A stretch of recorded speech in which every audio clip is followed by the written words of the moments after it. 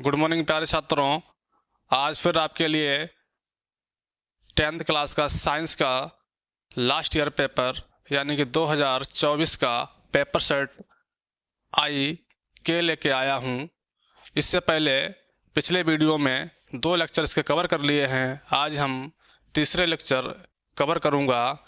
जो हमारे शेष क्वेश्चन रह चुके हैं वो इस वीडियो में हम कवर करेंगे।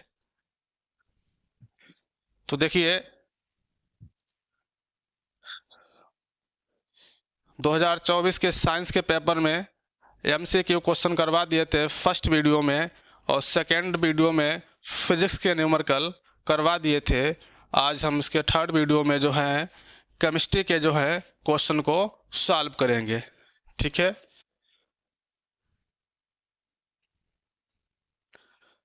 तो प्यारे बच्चों क्वेश्चन नंबर 25 से जो है हम यहाँ से स्टार्ट करते हैं। इससे पहले के सारे क्वेश्चन जो है पिछले वीडियो में करवा दिए हैं। तो देखिए 25 में क्या कह रहा है, निम्नलिखित अभिक्रियाओं के लिए संतुलित रासायनिक समीकरण लिखिए। तो यहाँ पर अभिक्रियाएं दे रखी हैं, तो इन अभिक्रियाओं को लिखना है और उनको संतुलित करना है और बैलेंस भी करना है, यानी कि ठीक है।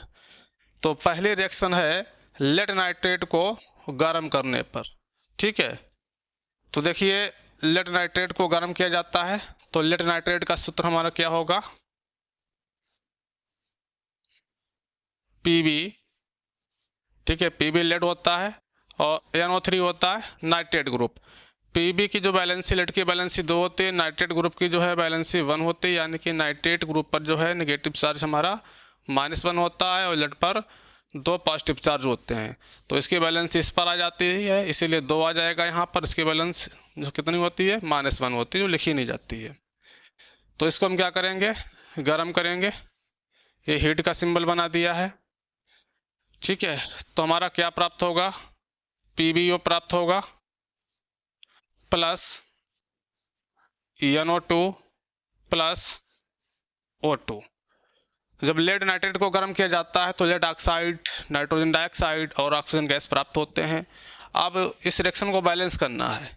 ठीक है, तो यहाँ पर देखिए हम क्या करेंगे, 2 से हम मल्टीप्लाई करेंगे, क्योंकि यहाँ पर देखिए NO3 का होल ऑफ ट्वाइस से, तो नाइट्रोजन के एटम यहाँ पे कितना है, 2 है। ठीक है, तो यहाँ पे 2 से मल्टीप्लाई कर लिया है, तो यहाँ पे कितना हो जाएगा, 2 दूनी 4 हो जाएगा। नाइट्रोजन हमारा कितना हो जाएगा, 4 हो जाएगा। अब देखिए ऑक्सीजन कितना है, ऑक्सीजन को बैलेंस करेंगे। 2 यहाँ पर ऑक्सीजन है, 2 वहाँ पे हैं, 4 हुए, और ये 5 हुए। ठीक है, और यहाँ कितना है, 3 दूनी 6 हाइड्रोजन है। ठीक है, और यहाँ पे कितना हो जाएगा, 2 ये हैं। तो यहाँ पे हम 2 से इधर मल्टीप्लाई कर लेंगे, क्योंकि हमारा लेड कितना है यहाँ पर, Pb भी हमारा 2 एटम्स हैं, तो यहाँ पर भी कितने हो गए, लेड के भी 2 एटम्स हो गए हैं। अब ऑक्सीजन देखते हैं, 2 ऑक्सीजन एटम यहाँ पे हैं और 4 दूनी 8 यहाँ पे हैं। ठीक है, तो 8 2 10 और 2 ये हैं, कितने हो गए टोटल, 12। यहाँ पे कितने हो रहे हैं, 3 दूनी 6 और इंटू 2 कितने हो रहे हैं, 12। तो ये हमारी रिएक्शन कैसे हो गई है, बैलेंस हो गई है, संतुलित हो गई है। ठीक है, इसी प्रकार जो है हम सेकेंड रिएक्शन की ओर बढ़ते हैं। सेकेंड रिएक्शन हमारी दे रखी है, एथेनोइक अम्ल को सोडियम कार्बोनेट के साथ अभिक्रिया कराया जाता है। ठीक है, यानी एथेनोइक अम्ल की अभिक्रिया जो है सोडियम कार्बोनेट के साथ कराई जाती है। तो देखिए एथेनोइक अम्ल का हमारा सूत्र क्या होगा, CH3COOH।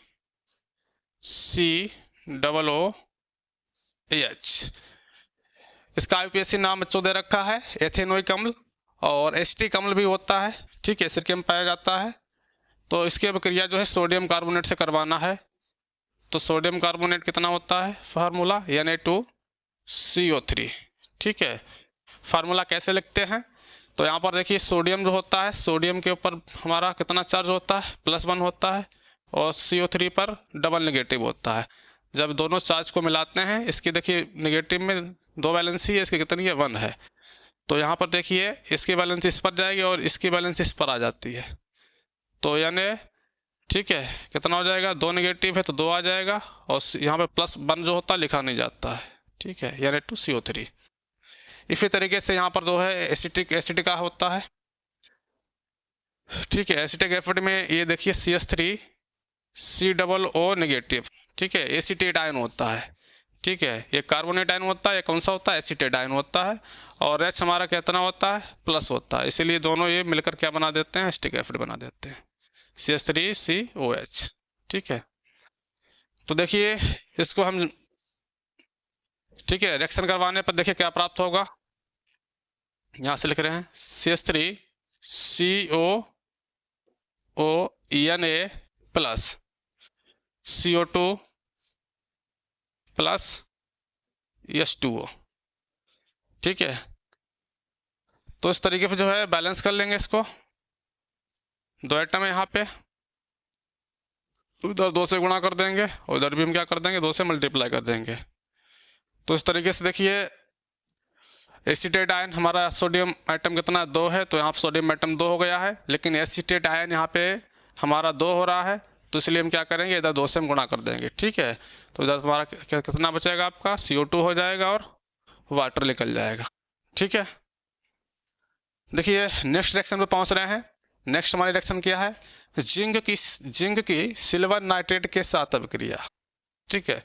तो यहाँ पर जिंक का फार्मूला जड़ होता है, ठीक है, प्लस सिल्वर नाइट्रेट का फार्मूला क्या होगा, सिल्वर हमारा क्या होता है, सिंबल Ag होता है, नाइट्रेट ग्रुप जानते हैं बच्चों क्या होता है, NO3, ये नाइट्रेट होता है, ठीक है। इसमें +1 होता है, इसमें -1 होता है, इसीलिए जो है इसका फार्मूला AgNO3 रहेगा। तो देखिए क्या बनेगा, ये कौन सी है, डिस्प्लेसमेंट रिएक्शन है, विस्थापन रिएक्शन है। तो यहाँ से जो है जिंक नाइट्रेट बन जाएगा, ठीक है, ZnNO3 प्लस Ag क्या हो जाएगा, बाहर हो जाएगा। अब देखिए क्या ये रिएक्शन बैलेंस है, तो इसको पहले फार्मूला चेक करेंगे। नाइट्रेट पे कितना होता है, ठीक है, सिंगल नेगेटिव होता है, ठीक है। तो जिंक पर डबल प्लस होता है, तो इसका होल ऑफ ट्वाइस आ जाएगा। अब यहाँ पे NO2 कितना है बच्चों, 2 है, यहाँ पर सॉरी NO3 कितना है, 2 है, यहाँ पे कितना है, NO3 सिंगल है, तो अब 2 से इधर क्या कर देंगे, मल्टीप्लाई कर देंगे। तो यहाँ पे देखिए सिल्वर एटम कितना हो जाता है, 2 हो जाता है, वहाँ पे सिल्वर एटम कितना है, इस साइड में 1 है, तो यहाँ पे क्या करेंगे, 2 से मल्टीप्लाई कर देंगे। तो इस तरीके से हमारी रिएक्शन क्या हो जाती है, बैलेंस हो जाती है, ठीक है। इस प्रकार जो है नेक्स्ट रिएक्शन पे पहुंच रहे हैं। नेक्स्ट रिएक्शन है हमारी सोडियम सल्फेट विलेन की बेरियम क्लोराइड विलेन से अभिक्रिया। तो सोडियम सल्फेट, देखिए सोडियम सल्फेट का फार्मूला कैसे लिखेंगे, सोडियम का सिंबल जानते हैं कितना होता है, Na, ठीक है। उसके बाद में उसने बोला है सल्फेट, सल्फेट हमारा ग्रुप होता है, ठीक है, सल्फेट आयन बोलें या ग्रुप, SO4 होता है, ठीक है, सल्फेट होता है। और यहाँ पर जो है इस पर सल्फेट पर डबल नेगेटिव होता है, ठीक है। तो सल्फेट पे कितना होता है, डबल नेगेटिव होता है, ठीक है।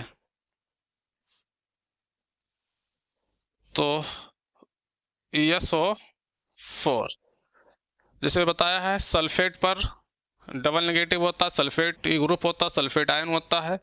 तो इसके और सोडियम पे जानते ही हैं +1 होता है, तो इसका फार्मूला कैसे बनाएंगे, तो ठीक है, इसकी वैलेंसी डबल नेगेटिव है, तो यहाँ पर आ जाएगा, और Na2SO4, ठीक है।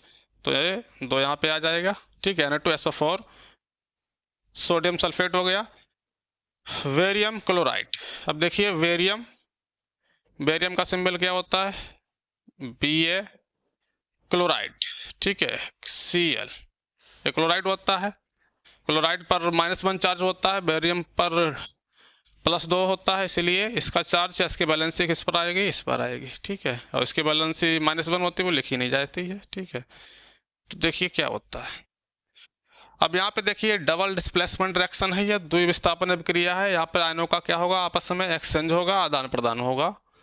किस तरीके से होगा, बेरियम यहाँ शिफ्ट हो जाएगा और सोडियम जो है वो यहाँ पे शिफ्ट हो जाएगा, ठीक है। तो हमारा क्या बन जाएगा, VaSO4 प्लस, ऐसे सोडियम उधर चला जाएगा, NaCl। यहाँ पे Cl के 2 एटम हैं और यहाँ पर सोडियम के भी 2 एटम हैं। यहाँ पर राइट हैंड साइड में Na और Cl सिंगल सिंगल एटम है, तो 2 से क्या कर देंगे, मल्टीप्लाई कर देंगे। इस तरीके से इस रिएक्शन को हम बैलेंस कर लेते हैं। ठीक है, तो इस तरीके से जो है बोर्ड एग्जाम में ये रिएक्शनें पूछी जाती हैं। तो रिएक्शन को बैलेंस भी कराया जाता है, किस तरीके से बैलेंस करते हैं। ठीक है, तो इसी तरीके से जो है हम बैलेंस करेंगे। अब देखिए आगे क्वेश्चन नंबर 26 कह रहा है निम्नलिखित पर संक्षिप्त टिप्पणी लिखना है। देखिए इसके 2 पार्ट दे रखे हैं 26 के। पहला पार्ट है समजातीय श्रेणी और दूसरा है कार्बन की सर्वतोमुखी प्रकृति क्या होती है। तो समजातीय श्रेणी बच्चों क्या होती है, ठीक है, हाइड्रोकार्बन की वह श्रृंखला या सीरीज या श्रेणी जिसमें अभिक्रियाशील ग्रुप हमारा कैसा होता है, समान होता है। ठीक है, और उसमें जो है अगर अंतर पाया जाता है तो CH2 का अंतर पाया जाता है। किन्हीं 2 हाइड्रोकार्बन की श्रृंखला के बीच या सीरीज के बीच जो है अंतर होता है। ठीक है, तो अभिक्रियाशील ग्रुप में कितना होता है, CH2 का अंतर होता है। उसी को हम क्या बोलते हैं, समजातीय श्रेणी कहते हैं। ठीक है, तो इस प्रकार इस क्वेश्चन को लिख देना है। और सेकंड क्वेश्चन दे रखा है कार्बन की सर्वतोमुखी प्रकृति क्या होती है। कार्बन की सर्वतोमुखी प्रकृति, जैसा कि सभी बच्चे जानते भी हैं कि कार्बन जो है हर जगह मौजूद है, एयर में भी है, वातावरण में जैसे कि भूपट पृथ्वी की सतह पर भी पाया जाता है। ठीक है, तो ये कई रूपों में जो है प्राप्त होता है। तो इसी के बारे में इसको यहाँ पर इस क्वेश्चन में लिखना है। इसकी जो है संयोजकता 4 होती है, किस तरीके से जो है ये हाइड्रोकार्बन बनाता है, तो उसके बारे में जो है यहाँ पर इसकी चर्चा करके इसको लिखना है। ठीक है, तो इसी तरीके से जो है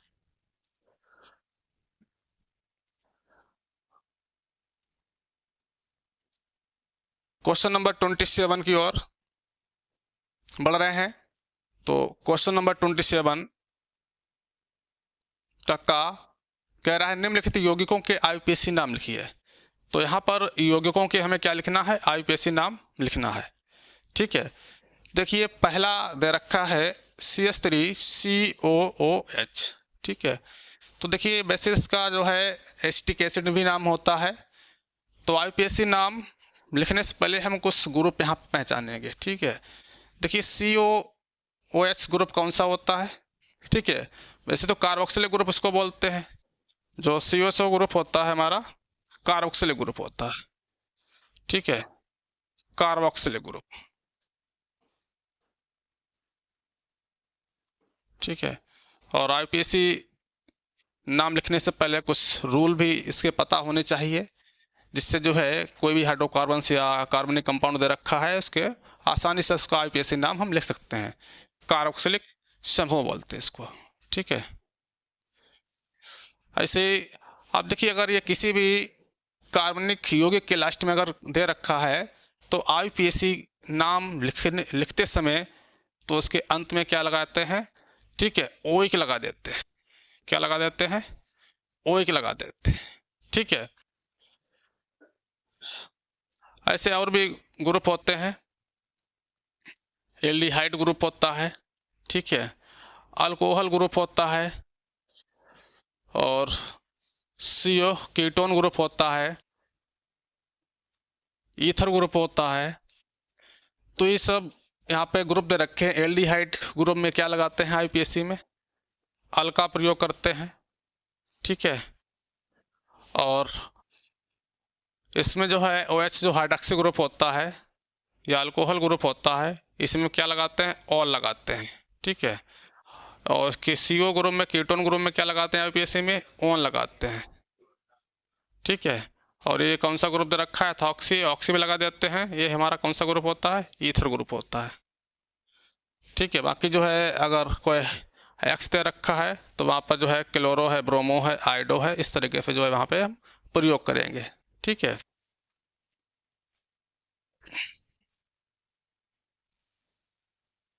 तो देखिए पहला है कार्बन को हम चेक करेंगे। ठीक है, अगर हमारा कार्बन बंद दे रखा है, तो जैसा कि सभी बच्चे पढ़ भी चुके होंगे, तो क्या करते हैं, मैथ का प्रयोग करते हैं। 2 कार्बन है तो एथ का प्रयोग करेंगे। 3 कार्बन दे रखा है तो हम किसका प्रयोग करेंगे, प्रोप का प्रयोग करेंगे। और 4 कार्बन है तो ब्यूट का प्रयोग करेंगे। और 5 कार्बन है तो पेंट का प्रयोग करते हैं। और 6 कार्बन होता है तो हेक्स का प्रयोग करते हैं। और 7 कार्बन होता है तो हेक्ट का प्रयोग करते हैं। इस तरीके से जो है कार्बन का जो है पहले हम चेक करेंगे, जैसा कार्बन होगा उसी के अकॉर्डिंग उसका जो है हम नाम रखेंगे। ठीक है, अब देखिए CH3COOH, तो पहले यहाँ पे पहचाने कार्बन हमारा कार्बोक्सिलिक ग्रुप कौन सा है। ठीक है, तो कार्बोक्सिलिक ग्रुप देखिए यहाँ पे दे रखा है, जो हमारा क्रियात्मक समूह होता है, पहले उसको हम देखते हैं। क्रियात्मक समूह या फंक्शनल ग्रुप है तो हमारा कौन सा है, COOH। तो और इसको सेलेक्ट करने के बाद जो है फिर हम इसी से क्या करेंगे, इसी की साइड से जो है हम काउंटिंग करेंगे। काउंटिंग करते समय जो हम सेलेक्ट करेंगे सबसे लंबी कार्बन की चेन होगी उसको हम पहले वरीयता देंगे। ठीक है, तो यहाँ पर देखिए 1 कार्बन 2 कार्बन, 2 कार्बन के लिए क्या लगाएंगे, अब जैसे कि बताया था एथ लगाएंगे। क्या लगाएंगे, एथ। ठीक है, और यहाँ पर देखिए उसके बाद में COOH दे रखा है, इसके लिए क्या बताया था बच्चों अभी, OH लगाएंगे। ठीक है, और यहाँ पे सिंगल बॉन्ड का ही कंपाउंड दे रखा है, अल्केन श्रेणी का है। ठीक है, तो एथ प्लस क्या हो जाएगा, AN हो जाएगा। और इसमें क्या जोड़ देंगे, OH जोड़ देंगे। ठीक है, OH। ठीक है, तो क्या बन जाएगा, एथेनोइक। ठीक है,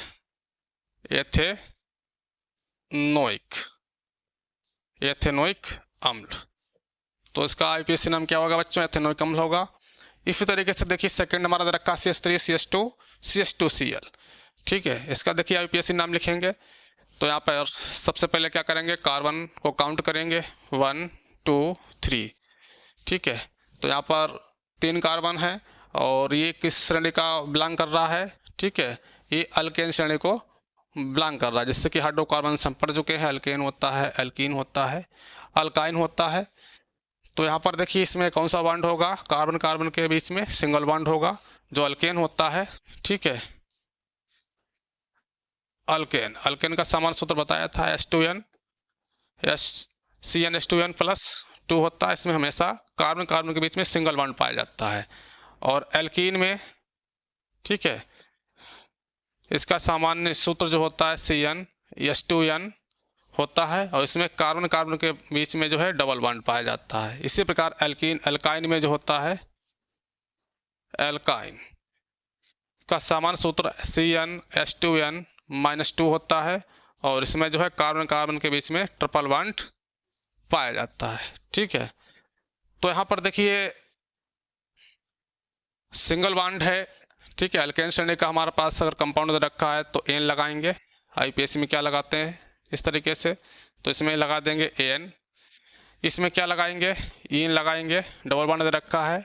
और ट्रिपल बॉन्ड का दे रखा है तो क्या लगाएंगे, आयन लगाएंगे। ठीक है, ये डिपेंड करेगा कार्बन की पोजीशन क्या है, बॉन्ड कौन सा दे रखा है और किस श्रेणी को बिलोंग करता है।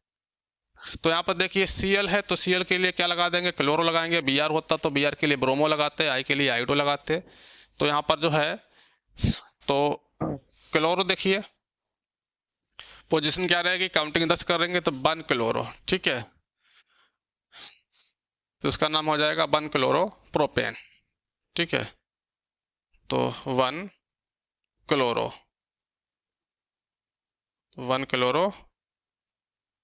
ठीक है, 3 कार्बन के लिए क्या होगा, प्रोप। सिंगल बॉन्ड है तो एन लगा देंगे तो सीधे लिख सकते हैं प्रोपेन, 1 क्लोरो प्रोपेन। ठीक है, और इसका जो कॉमन नाम क्या हो जाएगा, ठीक है, प्रोपिल क्लोराइड। ठीक है, सामान्य नाम पूछे तो क्या होगा इसका, प्रोपिल क्लोराइड। ठीक है बच्चों, इसी तरीके से थर्ड हमारा दे रखा CH ट्रिपल बॉन्ड CH। तो यहाँ पर इसको पहचान लिया है, कार्बन कार्बन के बीच जो है ट्रिपल बॉन्ड है तो ये अल्काइन श्रेणी को जो है बिलोंग कर रहा है। और अल्काइन श्रेणी का जो IUPAC नामकरण करते हैं तुम क्या लगाते हैं, आयन का प्रयोग करते हैं। ठीक है, तो यहाँ पर सबसे पहले कार्बन को हम देखेंगे, कार्बन को काउंट करेंगे, कितना कार्बन है, 2 है। 2 कार्बन के लिए बच्चों में बता चुके हैं किसका प्रयोग करते हैं, एथ लगाते हैं। क्या लगाते हैं, एथ। प्लस देखिए ट्रिपल बॉन्ड है कार्बन कार्बन के बीच में, तो क्या लगाएंगे, आयन का प्रयोग करेंगे, आयन। ठीक है, तो यहां पर इसको जोड़ने पर क्या प्राप्त होगा, एथाइन, एथाइन। ठीक है, तो इस तरीके से जो है इसका आईपीएसी नाम क्या बन जाएगा, एथाइन बनेगा। और कॉमन नेम क्या होता है, एसिटिलीन गैस होता है। ठीक है, इस प्रकार जो है आईपीएसी नाम हमने लिख लिए हैं। यहाँ पर 3 पार्ट दे रखे थे, 3 क्वेश्चन पूछे गए थे। अब जो है हम अगले क्वेश्चन की ओर बढ़ते हैं। 27 का जो खा है, दूसरा इसमें कह रहा है साबुन क्या है, साबुन बनाने की रासायनिक अभिक्रिया लिखिए तथा साबुन की 2 विशेषताएं लिखिए। ठीक है, देखिए इस क्वेश्चन को जो है किस तरीके से हम करेंगे। साबुन क्या है, ठीक है, साबुन जो होता है उच्च वसा अम्लों के जो है सोडियम या पोटेशियम के लवण को जो है साबुन बोला जाता है। ठीक है, अगर लिखना चाहें तो लिख भी सकते हैं। ठीक है, कैसे लिखेंगे, देखिए उच्च वसा अम्लों के सोडियम या potassium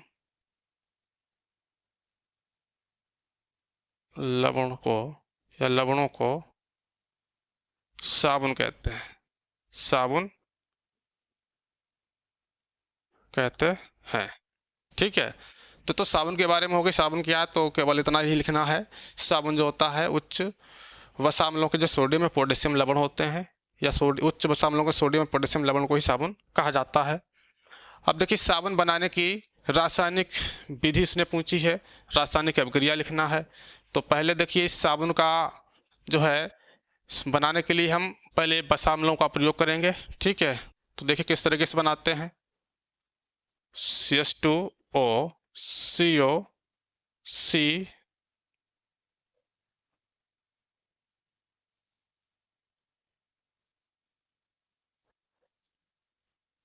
CH2O CO C17H35 single bond CHO CO C17H35, फिर single bond CH2O CO C17H35। ठीक है, इसकी रिएक्शन किससे कराएंगे, सोडियम हाइड्रोक्साइड से यानी OH से। कितने एटम्स लेने इसके मॉलिक्यूल्स, 3 मॉलिक्यूल्स लेना है। तो देखिए क्या प्राप्त होगा, CH2 single bond OH, CH single bond OH, single bond CH2 single bond OH plus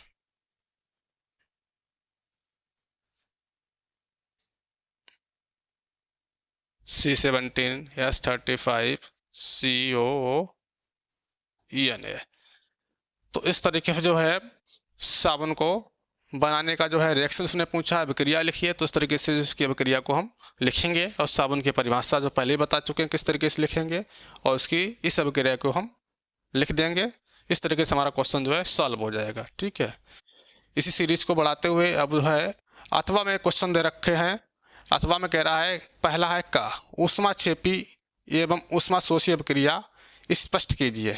ठीक है, तो देखिए ऊष्माक्षेपी, ठीक है, ऊष्माक्षेपी को इंग्लिश में एक्सोथर्मिक रिएक्शन भी बोला जाता है। तो ऊष्माक्षेपी अभिक्रिया क्या होती है, यानी कि ऐसी अभिक्रिया या वह अभिक्रिया जिसमें ऊष्मा का उत्सर्जन हो। ठीक है, जिसमें ऊष्मा या हीट हमारी क्या हो, निकलती हो, उसे हम ऊष्माक्षेपी अभिक्रिया कहते हैं। ठीक है, तो इसकी जो है परिभाषा लिखना है। तो वह अभिक्रिया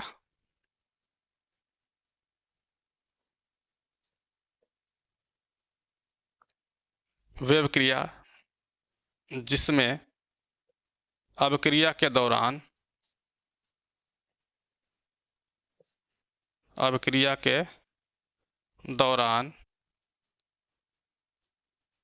ऊष्मा मुक्त होती हो, मुक्त होती है। ऊष्माक्षेपी अभिक्रिया, ऊष्माक्षेपी अभिक्रिया कहलाती है, कहलाती है। ठीक है, कौन सी रिएक्शन होगी? कैल्शियम ऑक्साइड ले लेंगे प्लस इसमें वाटर डाल देते हैं तो क्या बन जाता है? बोझा चूना, कैल्शियम हाइड्रोक्साइड बनेगा और प्लस हीट इसमें निकलती है। ठीक है, क्या निकलती है? हीट मुक्त होगी। ठीक है, जो कैल्शियम ऑक्साइड होता है हमारा चूना होता है जो मार्केट में मिलता है। ठीक है, जैसा इस रिएक्शन को मोस्टली बच्चों ने देखा भी होगा, जैसे बाजार से हम खड़ा चूना लाते हैं, अगर उसमें जो है वाटर को डाल दिया जाता है उसी में, ठीक है, तो वहाँ पे जो है बुझा चूना बाद में प्राप्त होता है और काफ़ी जो हीट वहाँ पे निकलती है। ठीक है, आगे देखिए कह रहा है ऊष्माशोषी अभिक्रिया। तो इसकी परिभाषा इस तरीके से बच्चों देना है। ऊष्माशोषी अभिक्रिया वह अभिक्रिया होती है जिसमें ऊष्मा की आवश्यकता होती है। ठीक है, इस तरीके से देखिए हमारा क्वेश्चन नंबर खा है पीएच मान क्या है। ठीक है, इसका हाइड्रोजन आयन सांद्रण से क्या संबंध है। ठीक है, तो यहाँ पर जो है पीएच मान की परिभाषा देना है, पीएच मान क्या होता है। ठीक है, और इसी तरीके से जो है क्वेश्चन नंबर गा है खनिज तथा अयस्क में अंतर बताइए। तो देखिए खनिज तथा अयस्क में अंतर यहाँ पे लिखना है। खनिज क्या होते हैं? पृथ्वी की जो सतह पर पाए जाने वाले जो पदार्थ होते हैं, ठीक है, उसकी भूपट्टी पर पाए जाते हैं, उनको हम क्या बोलते हैं? खनिज बोलते हैं। और जिन खनिजों से, ठीक है, धातुओं को कम खर्चे पर आसानी से प्राप्त किया जा सकता है तो उन्हें हम अयस्क कहते हैं। तो यहाँ पर जो है इसकी परिभाषा लिखना है। ठीक है, तो इसी तरीके से जो है इन क्वेश्चन के करने के बाद जो है अगले सेशन में हम पढ़ेंगे बायोलॉजी का जो है लॉन्ग क्वेश्चन दे रखे हैं, यानी बायो के क्वेश्चन को हम डिस्कस करेंगे। जैसे कि पहला क्वेश्चन है हमारा भोजन के पाचन में लार की क्या भूमिका होती है, ओजन परत हमारे लिए क्यों महत्वपूर्ण होती है, और स्वपरागण तथा परपरागण में विभेद करना है। ठीक है, परिवार नियोजन की किन्हीं 2 स्थायी विधियों पर यहाँ पर टिप्पणी करना है। तो अगले वीडियो में आएंगे तो इसकी हम चर्चा करेंगे। ठीक है, धन्यवाद।